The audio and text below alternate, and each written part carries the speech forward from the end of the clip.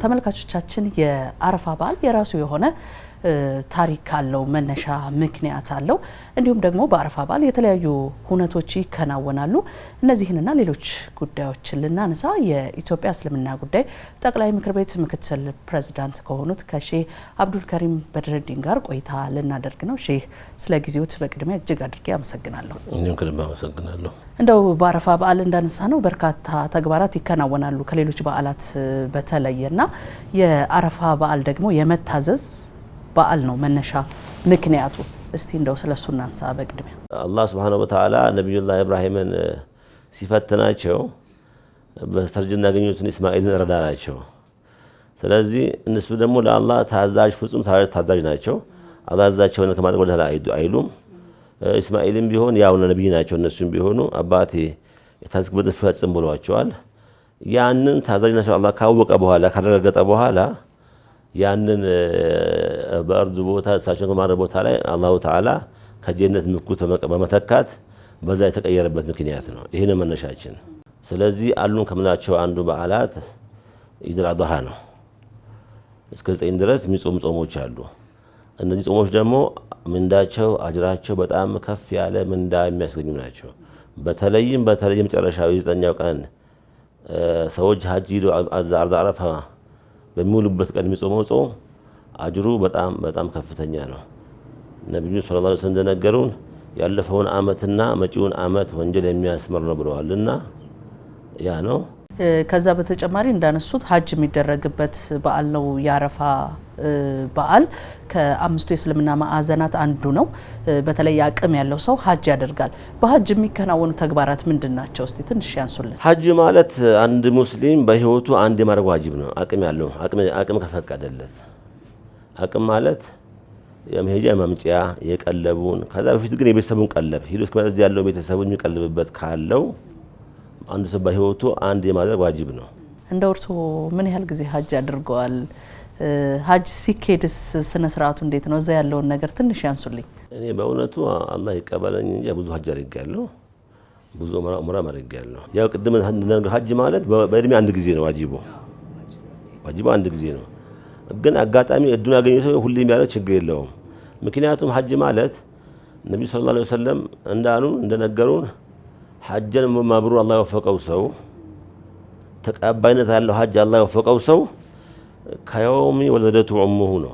ከወንጀሉ ሁሉ ነፃ ሆኖ ከዛ ከነበረበት አባሳ ሁሉ ወጥቶ ከእናቱ ማህፀን እንደወጣ ቀን ሆኖ ይመጣል አሉ። ከወንጀሉ ነፃ ሆኖ ምን አይነት ስሜት አለው?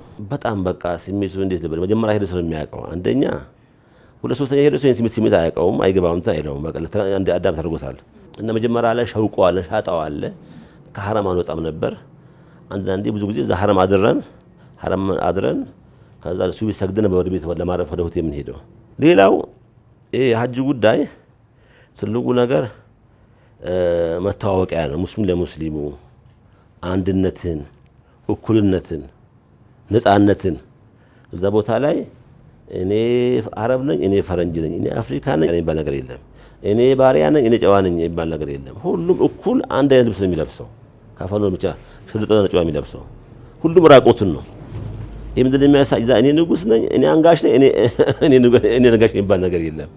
ሁሉም አንድ አዋራ ላይ ነው። ሁሉም አንድ ድንጋይ ላይ ነው። አንድ ቦታ ላይ ነው። ይሄ የሚያሳየው ትልቅ መልእክት አለው ለገባው ሰው። ልክ ስንሞትም እከሌ ሀብታም ስለሆነ ይሄ ትራስ አይገባለት፣ ይሄ ምንጣፍ አይነጠፍለትም። ያው ነው ሁሉም ካፈኑ ይዝባውን የሚገባው አፈር ላይ ነው ጉንጭ የሚጣድለት። ከዚህ ውጭ ያለ ነገር የለም። ያ ሁሉም መቃብር እኩል ነው፣ ለሁሉም እኩል ነው። ልክ በዚህ ተመሳሳይ የሀጅ ጉዳይ ይሄን ያስተምርሻል። የአኺራ ጉዳይ በደንብ ያስተምርሻል ለገባው ሰው።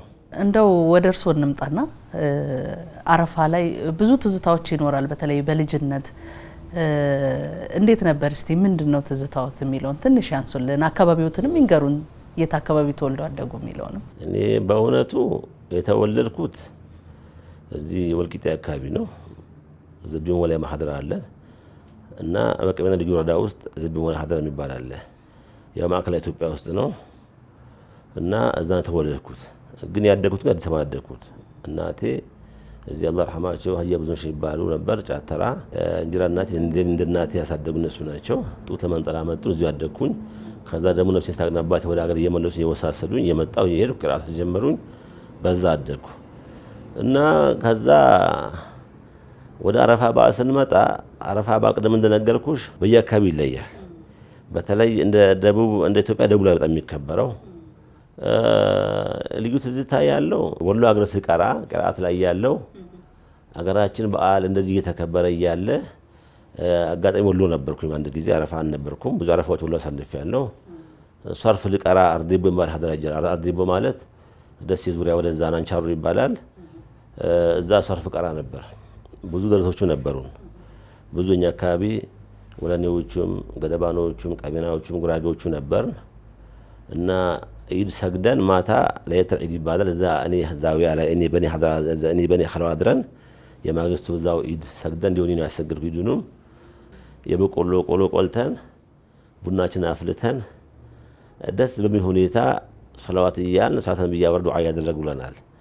ይሄ የማይረሳን ትዝታ ነው። በሀገራችን በዛን ቀን በሀገራችን ላይ ሰው በቁርጥ የሚጫወትበት ቀን ነው። ትኩስ ስጋ ገብቶ እንደኛ ባህል ይሄ ቅቤ በቁርጥ የሚባል ነገር አለ። መጀመሪያ ትኩስ ስጋ ላይ መግስቱ ክትፎ አለ። ያን ሁላ አተተኛ ግን እዛ ቅርአት ላይ ያለን የበቆሎ ቆሎ ቆልተን ቡና አፍልተን በጣም በደስታ አሳልፈናል።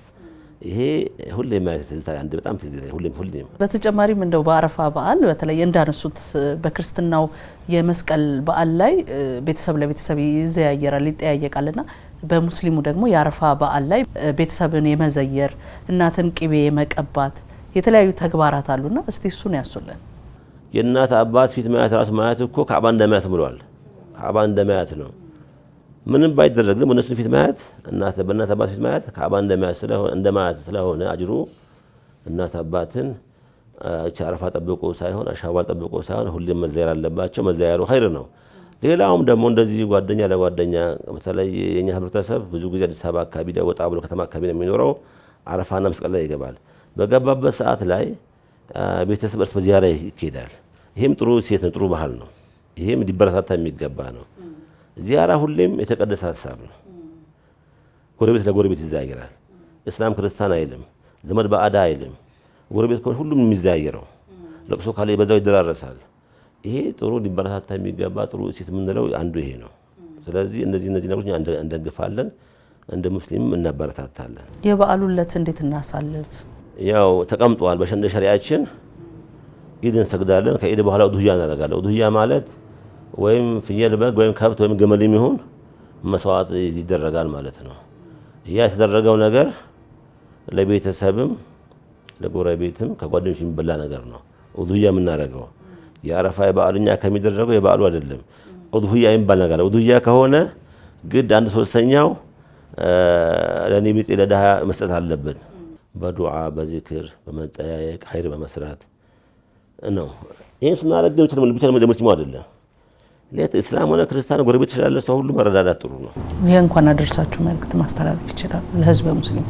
ህዝበ ሙስሊሙን ሌላውም የኢትዮጵያ ህዝብ እንኳን ለ1447 ዓመተ ሂጅራ የሀጅና የአረፋን በዓል በሰላም አደረሳችሁ ማለት እንወዳለን። እንግዲህ ኢንሻአላሁ ተዓላ በየአመቱ በሰላም በደስታ አላህ ያድርሰን። ሀገራችን ኢትዮጵያን ሰላም አላህ ያድርግልን። ህዝባችንንም መንግስታችንም ዘላቂ አላህ ያድርግልን።